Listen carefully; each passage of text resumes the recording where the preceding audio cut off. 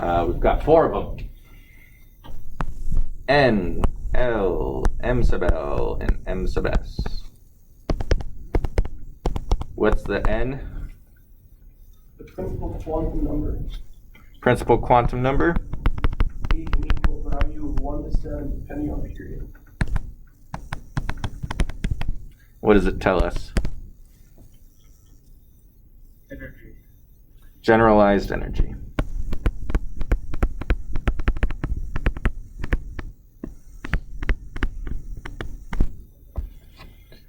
What about L? Angular movement quantum number. It is the angular movement quantum number, and it tells us angular energy. In other words, shape of the orbital.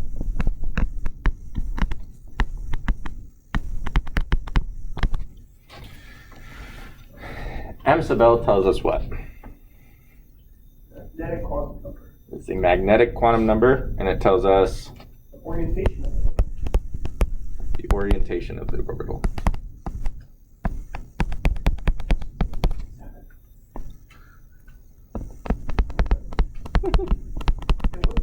It would.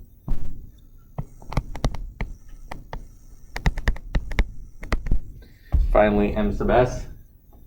Spin quantum number. Spin. Whether an electron spins clockwise or counterclockwise. Essentially, Spin up, spin down. whether it is spin up or spin down. Okay, and it's positive or minus 1/2. Okay, we'll learn why it is a positive or minus 1/2 only later on. Right now, these are our quantum numbers, and they tell us the mapping of an electron in an atom. As practice, I want you to tell me what the quantum numbers for aluminum's final electron are. Yeah. Slightly off topic, but not really a question. Will we get a final study yet? Maybe. I haven't decided yet, because that's a lot of effort on my part. I know you guys would use it, but it's like, since the final is cumulative, it would be a lot of stuff in it. Sure.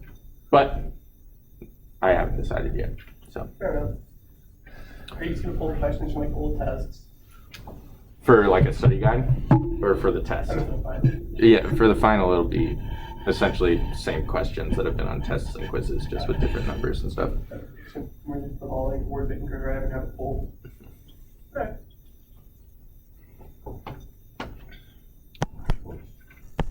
I say words like that. Actually, not a fan of this. Can we? I mean, you guys do have some input. Yeah. If it's something that's going to legitimately help you, then yeah. And it's not like, give us the answers on the test.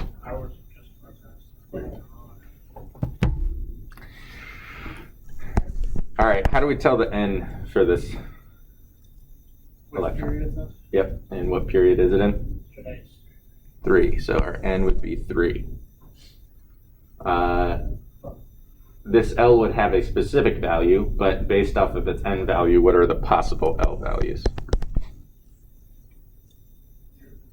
0 to 6. The possible one? For this N. Oh. Yes. It would be what? Yes. I want the number itself. What possible numbers? 0 or 1? 0, 1, or 2. Because L can be either 0 up to N minus 1. So it can be 0, 1, or 2. Just because the d orbital area isn't there yet doesn't mean the L orbital can't be that. Okay, so it can be any of those numbers? Things like that. We'll see why in a second. Okay. Okay. But those are the possible L values. What is the L value for this one? 1. The L value for this one is 1 because aluminum's last electron appears in the p orbital area of the periodic table. Essentially, that's where aluminum is. It's in the p orbital area. Does that make sense? Okay. Which means our m sub L values are what?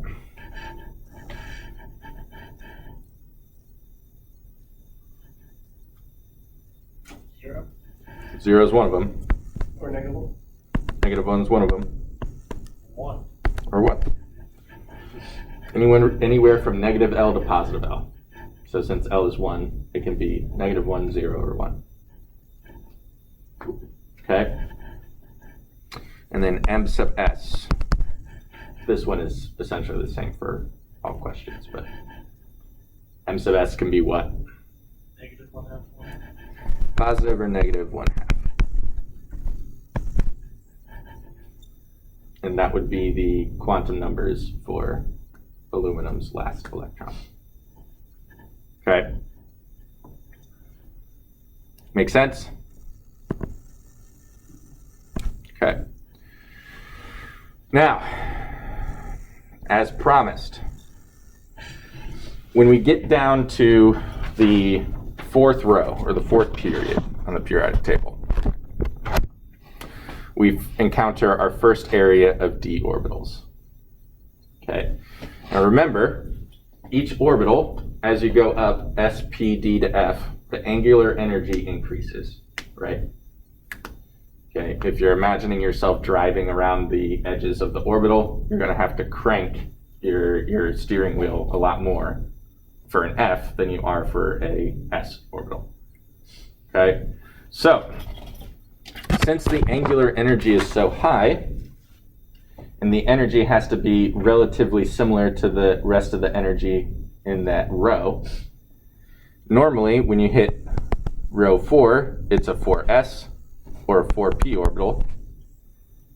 Once you hit the d area, its angular momentum is so high that the generalized energy has to be lower to be comparative to the rest of the orbitals in that area.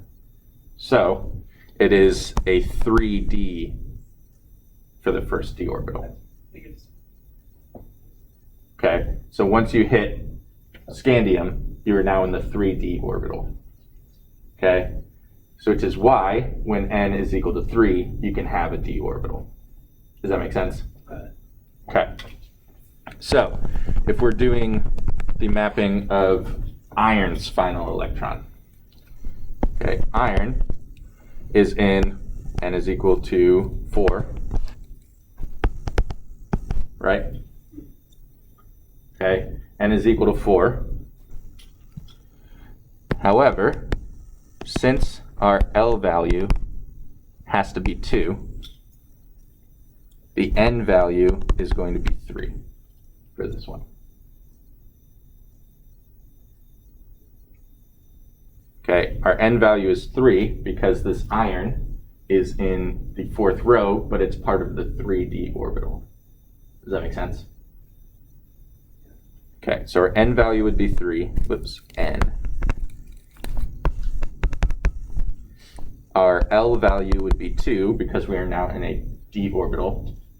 What would our m sub L values be? Negative 2, negative 1, 0, 1. Negative 2, negative 1, 0, 1, and 2. Okay, so that tells you that there are 5 different d orbitals. Okay, we looked on page, what was it, 233, did we, in class, or no? No, okay. Well, I'll give these to you. These are the 5 d orbitals. Okay.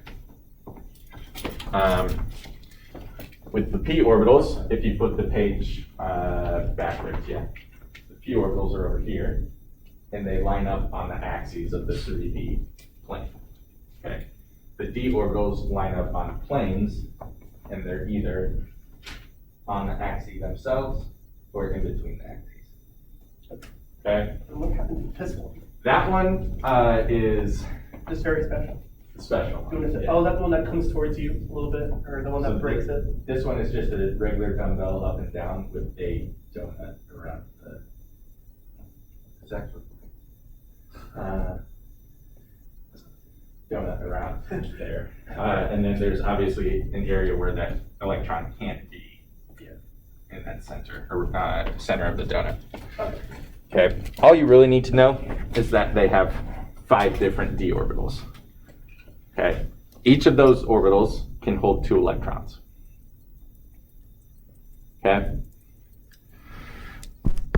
which is why our m sub s values have only 2 possible values, because those 2 electrons have to be somewhat different from each other to be housed in the same orbital. Does that make sense? So our m sub s values would be positive or minus 1/2. Make sense? How is it just positive or minus 1/2? Are we So- going off? Are we going off 0 or very else? Oh, never mind. What is it? So the spin quantum number only matters if you know there's another electron in that same orbital. Okay. If you know there's another electron in that same orbital, then it can only be positive or minus, not either. Does that make sense? Because if one is positive, the other one has to be minus. So there's only the one electron, so it would just be minus. It would be either. It's arbitrary. Okay. Yeah. So it doesn't matter where we put that. Yeah. Does that make sense? Kinda. Okay. So unless, in all intents and purposes, we don't know which one would be positive and which one would be negative. We just know they're there. You just know that they're there. And if you know that there's 2 electrons in the same orbital, it doesn't matter which one you choose to be spin up or spin down. They just have to be opposite. Does that make sense? Okay. All right. So that's how you determine the quantum numbers. Okay. Now last year we did that element presentation. You remember that? Fancy. And in that, you had to do something called an electron configuration. Yep. Okay? Those electron configurations have quantum numbers in them. Okay? For instance, let's just look at helium.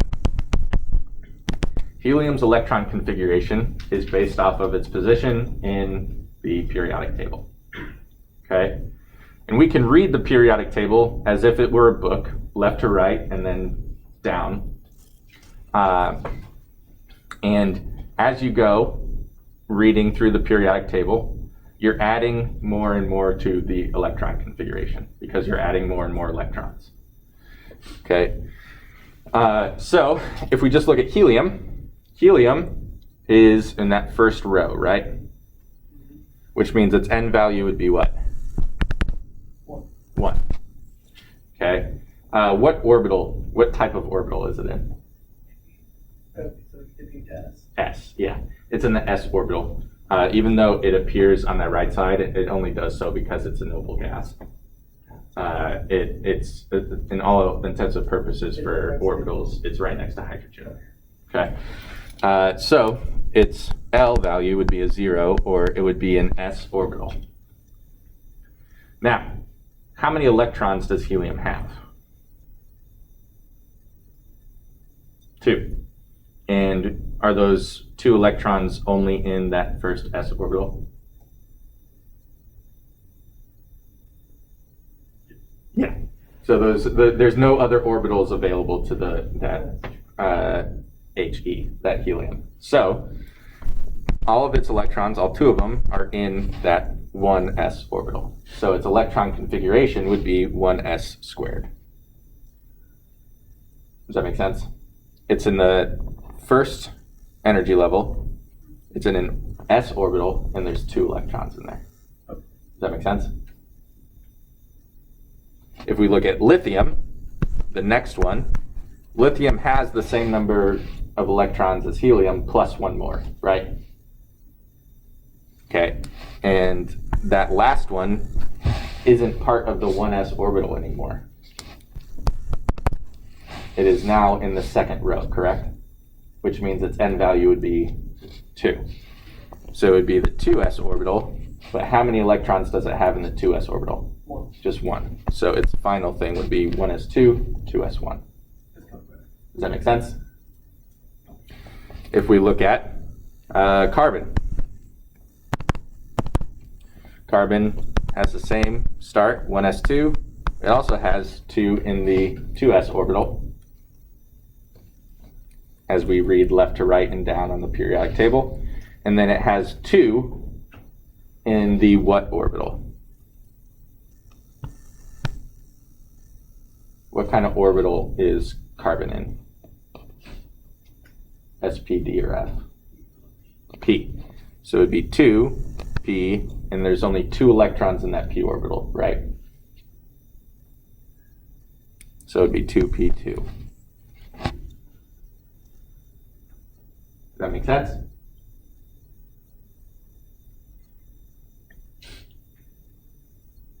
So then, what would irons be?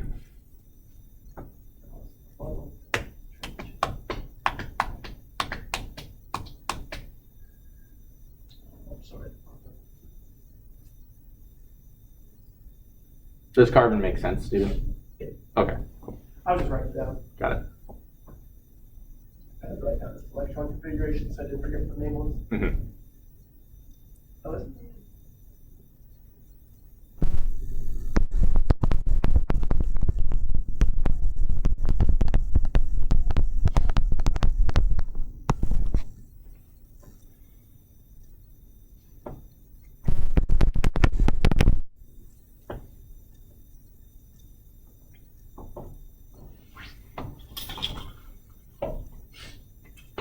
Got it?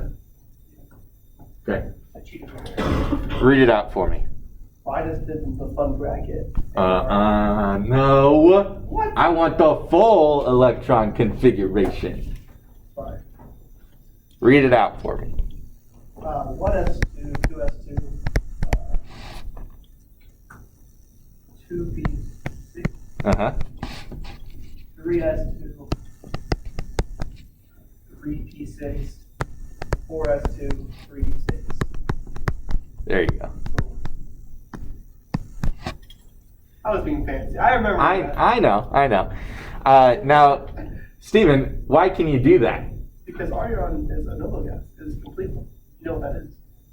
I mean, yeah, it's complete, but why is argon's electron configuration the same as part of iron's? It comes before it. Right. So anything that comes before an element going forward has the same electron configuration. It's only the last part that changes. And so, Can you only use noble gas stuff? yeah, because noble gases have full shells. So I wouldn't be able to do like a 4s1 and then a 3d4. You know? Manganese and then just 3. Yeah. So what we could do is we could shorten this, since argon has the 1s2, 2s2, 2p6, 3s2, and 3p6. We could change irons to bracket argon and then 4s2 and then 3d6. So it would look just sort of this section is the same as this, and it's just shorthand. Does that make sense? But if I ask for the full electron configuration, I want the full electron configuration. Make sense? Okay. Now, the f orbital does the same that the d orbital does in terms of lowering the n value, but it does it double. Okay? So the f orbital area starts right after barium, which would mean it's technically in the n equals 6 area. However, the n value for those would be 4. So as soon as you hit lanthanum, the n value is 4, which means its L value would be what? Or its max L value. If its n is 4. 3, which would be in f orbital. Does that make sense? Okay. Oh shoot, I need my book back. Gracias. Oh, that's what I'm here for. Did I tell you guys why we do quantum numbers and understand the orbitals? Did I tell you like the end goal for this? Okay. The end goal for this is something called hybridization. Hybridization. Okay. Hybridization. I think. Why is? Yeah. Hybridization is what causes. We're doing this in chemistry right now. Is what causes the actual shapes of the molecules. Okay, so hybridization is the combining of different orbitals to make a bond, and then the shape that those orbitals make create the shape of the molecule. Okay, to do that, we need to understand some notation. There are a couple of different things. Firstly, a notation of a single electron. Okay, one that is spin up. We use a single barbed arrow. So a normal arrow has the sort of double barb at the end of it. Okay, a single barbed arrow would just be one side of that double barb. Okay, so if an electron is spin up, one electron is represented by a single barbed arrow, and if it's spin up, it's pointing up. Okay, if it's spin down,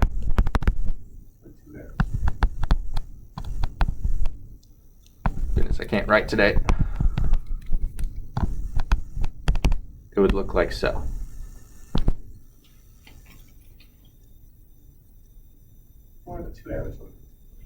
Up at top. Those are just examples. So this is a double barbed arrow. This is a single barbed arrow. Okay.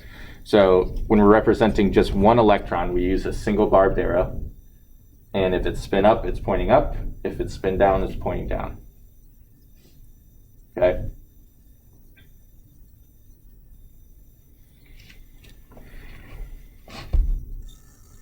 We also represent orbitals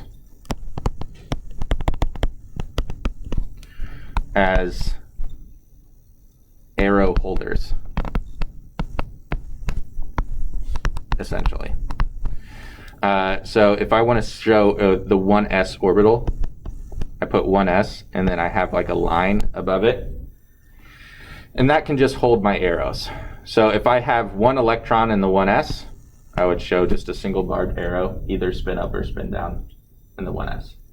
If I have two, what do I have to show?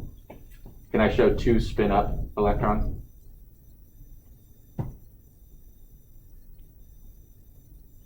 No. Okay, I cannot have two spin up electrons in the same orbital. So I'd have one spin up and one spin down.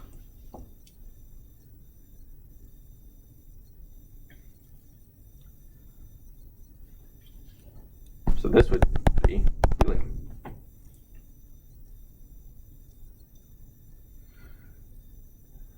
Now if I go to lithium, like we did before, I'd have my 1s, and then I'd have my 2s. And I'd have single barb, or two single barbs, one spin up, spin down, and then the next one, I just have one in the 2s orbital, either spin up or spin down.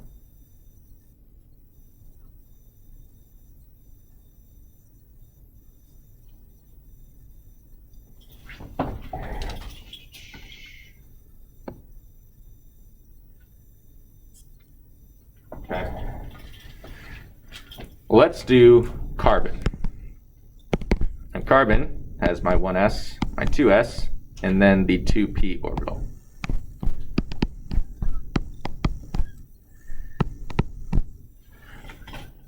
Now, how many different p orbitals are there?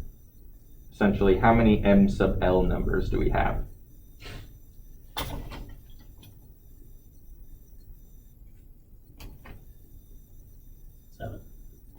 M sub L. If we're in a p orbital, our L number is what? 1, 1, which means our M sub L can be -2, -1, M sub L is negative L to regular L, right? oh, sorry, N would be 2.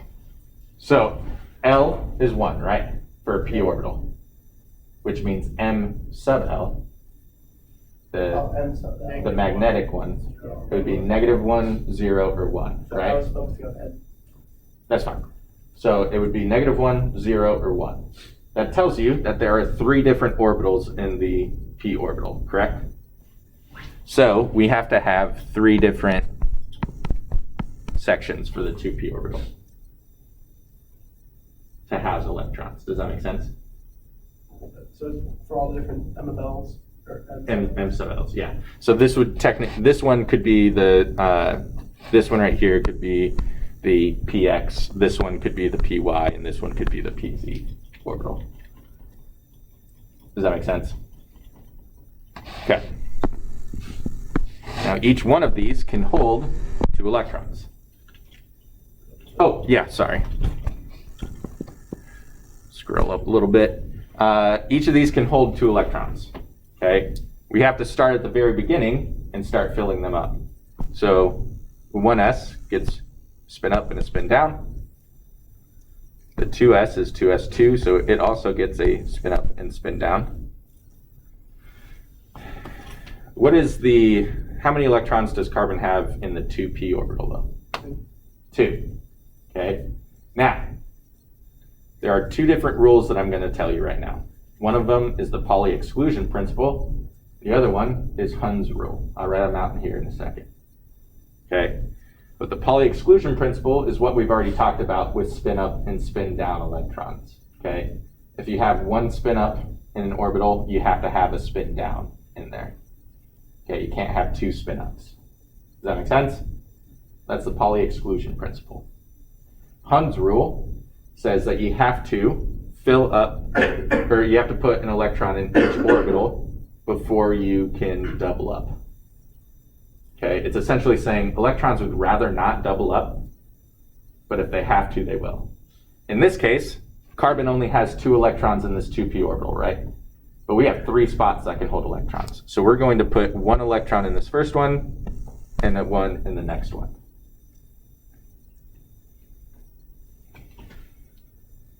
If I had done this, that wouldn't be following Hund's rule. Okay? Because, if possible, these electrons would not like to be in the same orbital. Over here, in the 1s and 2s, they're forced to be in the same orbital. Over here, they don't need to be, so they're not going to. Okay? Make sense? So if I'm doing oxygen, it's going to have the same as here. It's going to have the same 1s and 2s as carbon. Its 2p is going to have our 3 orbitals. And I start from the beginning with how many electrons are in the p orbital. How many does oxygen have in the p orbital? 4. So I'm going to start at the beginning, 1, 2, 3, and now I'm forced to double up. And so then I go to a spin down in this first one. Does that make sense?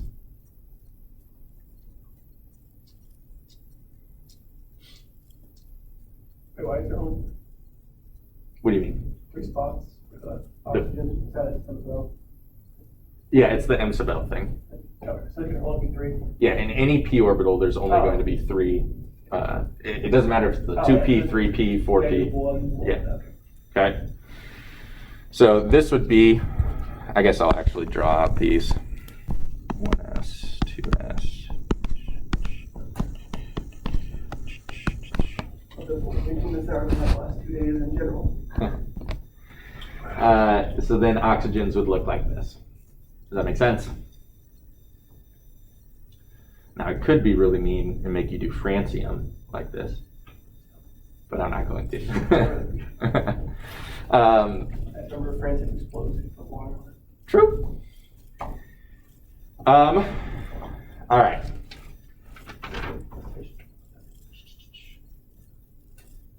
So,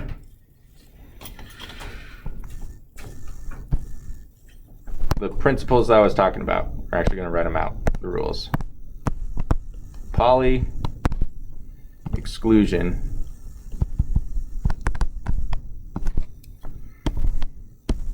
principle.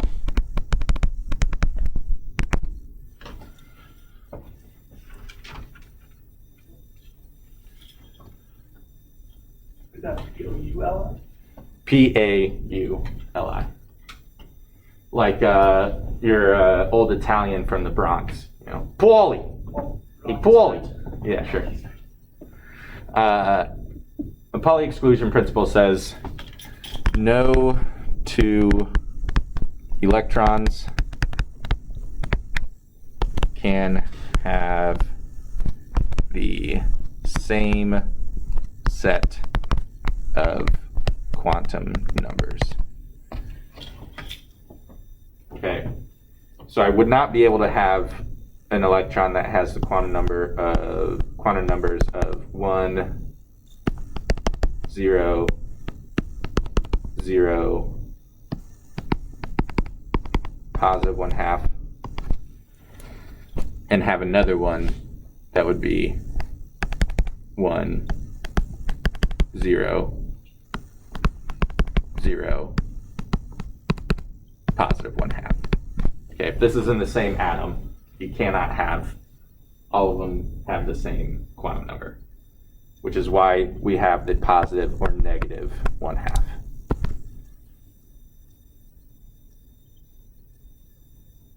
One of them would have to be a positive 1/2, the other one has to be a negative 1/2. Does that make sense? Which is why we always have our spin up accompanied by a spin down.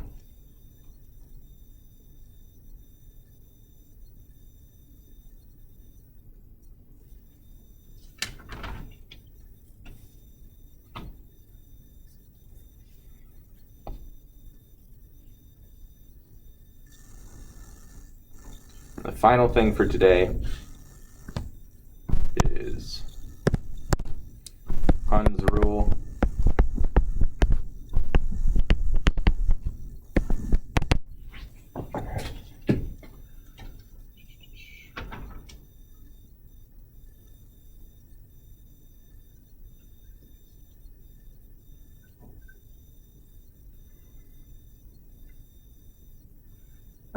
The official description for it is a little confusing. The official description is a orbital's degenerates are at lowest energy when electrons are maxed with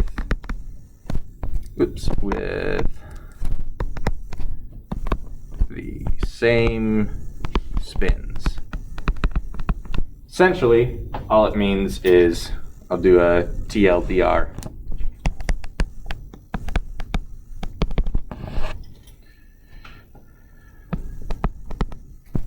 Put one electron in each suborbital before doubling.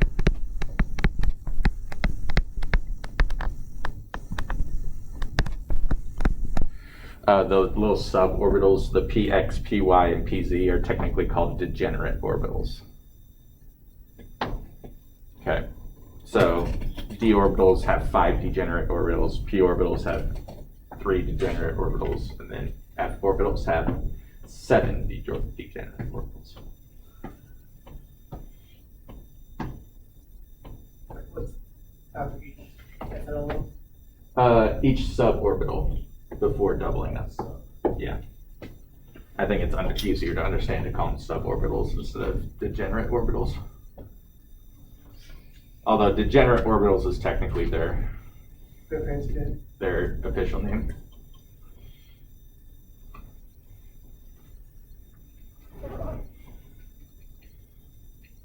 Make sense? If not, we'll make more practice That makes sense. going forward. And this, again, I don't know if you guys were here when I said this, is not going to be on the final for this semester. So everything up until we started talking about quantum numbers is going to be on. The NLs and subels and all that stuff will be on it? It won't, no. Okay. Okay. But the light stuff will. That's the easy stuff, all right. Yeah. Light will be, but everything else won't. Okay. That's it.